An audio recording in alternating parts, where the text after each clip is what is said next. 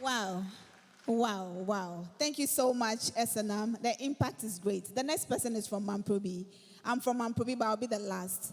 So, Aram, I know you have something to say. Please let's show her some love. Oh, you can do it better as she walks. She's not a shy person, but right now she's a shy person. So, let's keep clapping for her. Let's keep clapping for her. Let's keep clapping for her. Keep clapping, keep clapping. Thank you. Thank you very much. I'm a shy person. Don't mind her. Praise the Lord. Reverend Katso, Reverend Katso, Reverend Katso.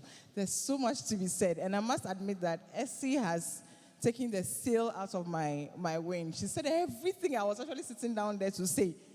Exactly the same thing. In fact, the words, she's taken everything away from me, but that's the truth about Reverend Katso. There's no way you encounter her and you will not experience change in your life.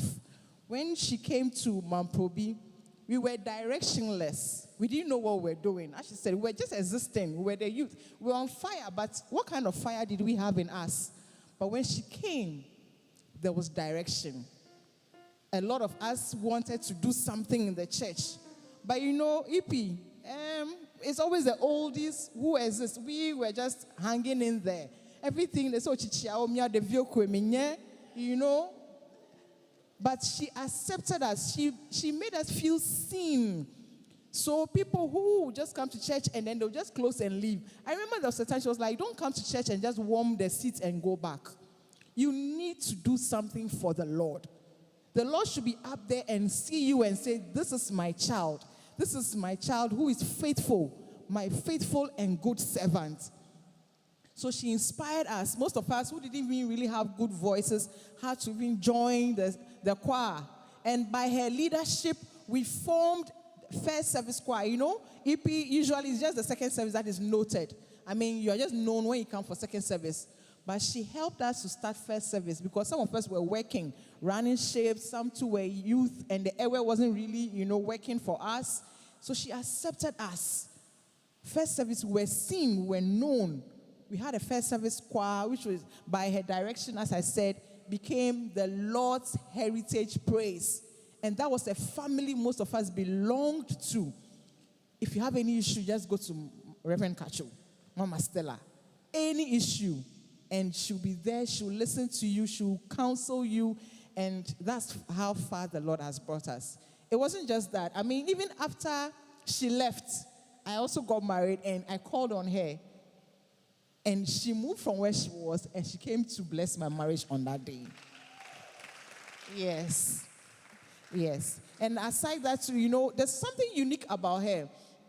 No matter how many years has passed, Reverend Katso still remembers every detail about your life.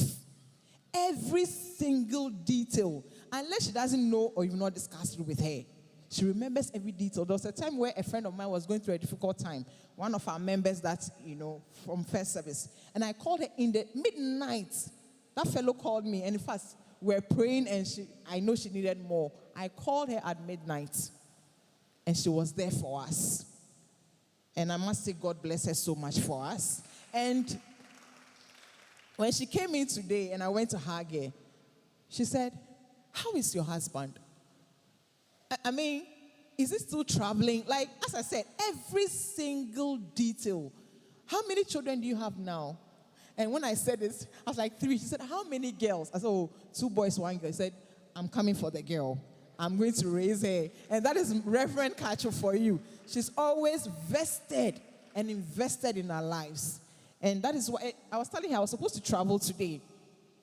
But I canceled it when I realized that she was going to be here today. And that is the kind of impact she has in our life. So, Mama, God bless you. If you want to say it, we will not finish. So let me end it here for others to also take over.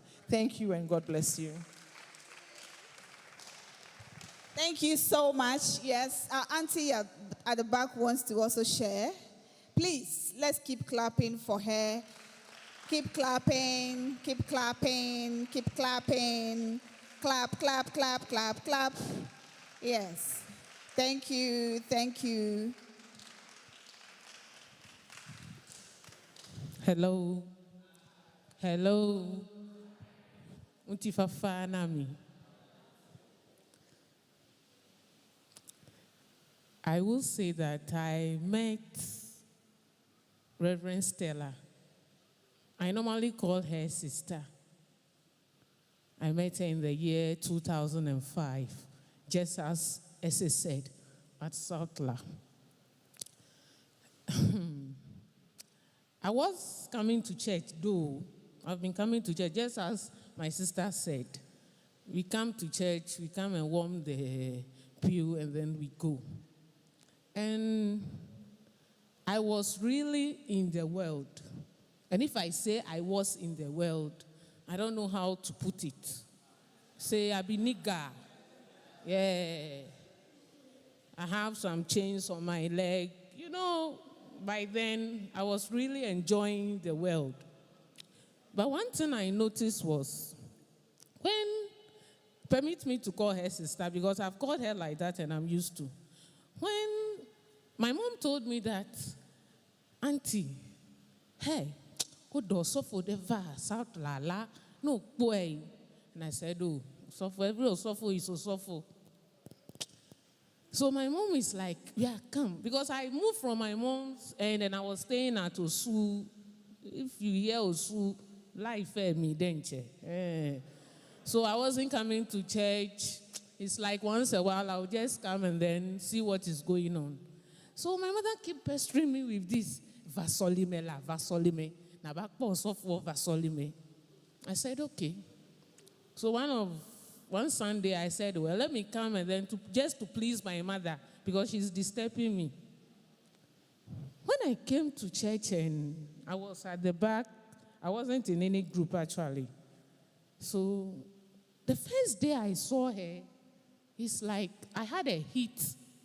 I don't know. I had a heat in my heart. I said, wow.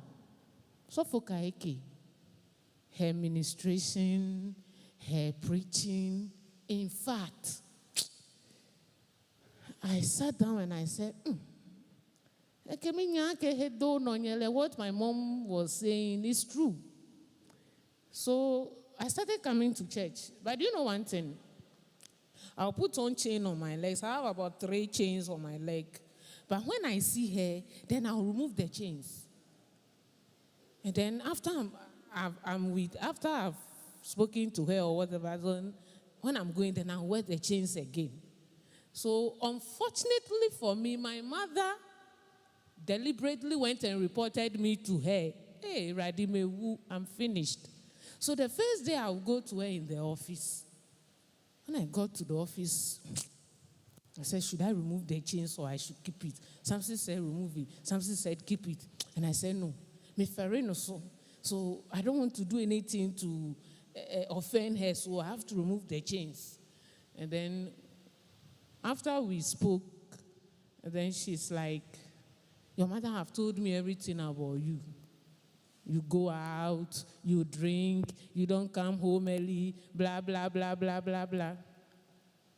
So after I left her, as I was going on the way, I wanted to put the chain back, and the thing struck me that, what, you are being stupid. What are you doing? You wear it, when you see her, you remove it. Then remove it and then be free. So I took it off. And then as time went on, day in, day out, sister became a sister to me. She's my pastor, my friend, my sister. And I would say a best friend, sister, for that matter. I love her so much. She herself, she knows. And I understand their language too. So when I go to her hometown, it's like me and her, they come from the same hometown. When I had a health challenge, per se, I'm sickle cell. So with that mindset, I learned, they said, when I'm 20 years, I'll die. So me did 20 years now, me would and me enjoy life now, and 20 years now, way. So when I met sister is like, Jenny, who say you die? You will not die. One, I'll die they said I will die at the age of 20 years, and then I will not give birth to. So, then what am I living for? I can enjoy the life. If I die, I die. But when I met sister, she's like, Jenny, who said you die? The person, is it the person who created you? You will not die. By then I was 18, 19. So I was in the peak of my health. And I was so scared that by 20, 21 years, I'm going to die. Reverend was there for me. Jenny, you will not die. You will live. Mark it and see. You will not die. And as I'm speaking now, I'm 46 years.